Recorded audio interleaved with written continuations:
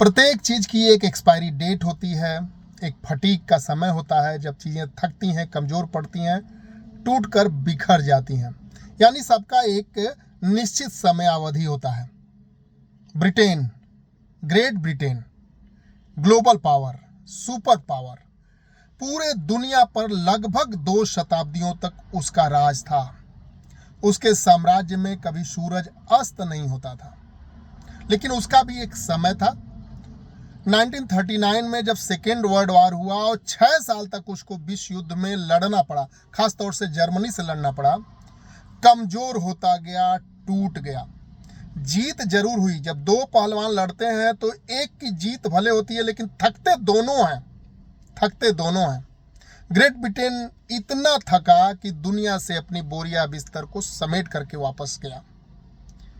तब तक अमेरिका एक विश्व शक्ति के रूप में इमर्ज हो गया, जो कि अमेरिका किनारे बैठ के युद्धों को देखता था और केवल बनिया की तरह सामान बेचता था, व्यापारी की तरह एक सामान बेचता था। धनी होता गया, मजबूत होता गया। लेकिन पर्ल हार्बर अगर नहीं होता, जापान ने पर्ल हार्बर पर अटैक नहीं किया होता, तो शायद सेकेंड वर्ल्ड वॉर में अमेरिका प्रत्यक्ष रूप से उतरता भी नहीं। वो मजबूत होता गया क्योंकि वो शांति से बैठ के एक जगह पर लोगों को कमजोर होते हुए देख रहा था, युद्ध लड़ते हुए देख रहा था, जैसा कि आज चीन कर रहा है। खैर, सुपर पावर तो रशिया भी था, यूएसएसआर। और जब ब्रिटेन गया, पहले ब्रिटेन की बात हो जाए, जब ब्रिटेन गया तो ब्रिटेन ने दुनिया के तमाम चोक पॉइंट जिस पर उसका कब्जा था, चाहे वो जिब्राल्टर हो, चाहे मलक्का जलडमरू मध्य हो, चाहे मेडागास्कर हो, हर जगहों पर, डेगा गार्सिया हो, हर जगहों पे अमेरिका को उसने स्पेस दिया। उन द्वीपों पर, उन टापुओं पर, उन चोक पॉइंट्स पर, उन स्ट्रेट पर, दुनिया के तमाम रणनीतिक जगहों पर उसने अमेरिका को स्थापित किया। यूएसएसआर भी एक शक्ति था, लेकिन वह भी एक युद्ध में फंसा, बुरी तरीके से फंसा। अफगानिस्तान पर 1979 में कब्जा किया, 1989 तक उस कब्जे को बरकरार रखा। वहां पर परोक्ष रूप से अमेरिका अफगानिस्तान का साथ दिया, और आप सभी जानते हैं कि साथ देने के क्रम में पाकिस्तान से उसने साथ लिया। मुजाहिदीन पैदा किए, आतंकवादी पैदा किए, तालिबान भी बाद में उसकी देन है। ये सब अमेरिका किया, दूसरे के कंधे पे बंदूक रखकर। जब जब रूस अफगानिस्तान से निकलना चाहता था, तब तक अमेरिका कोई वहां बड़ा खेल करता था, और अपने को सिद्ध करने के लिए, सुपर पावर और अपनी हेजिमोनी सिद्ध करने के लिए यूएसएसआर फिर से अड़ जाता था।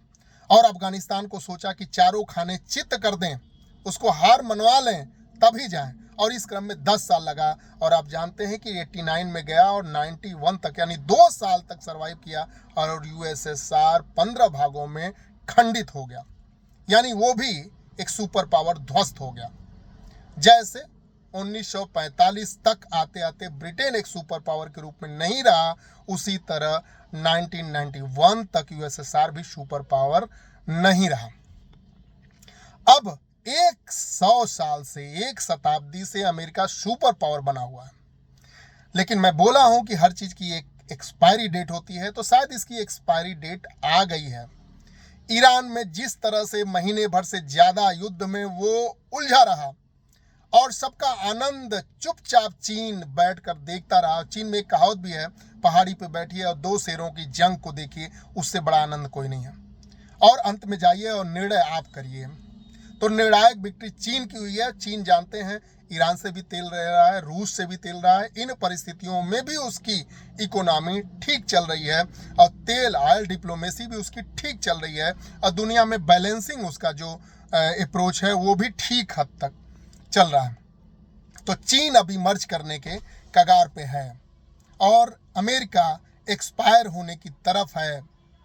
तो ये चीज़ें हम देख रहे हैं, और ये हमेशा से होता रहा है दुनिया में। 100-200 साल तो बहुत होता है सुपर पावर को अपने आप को स्थापित करने के लिए।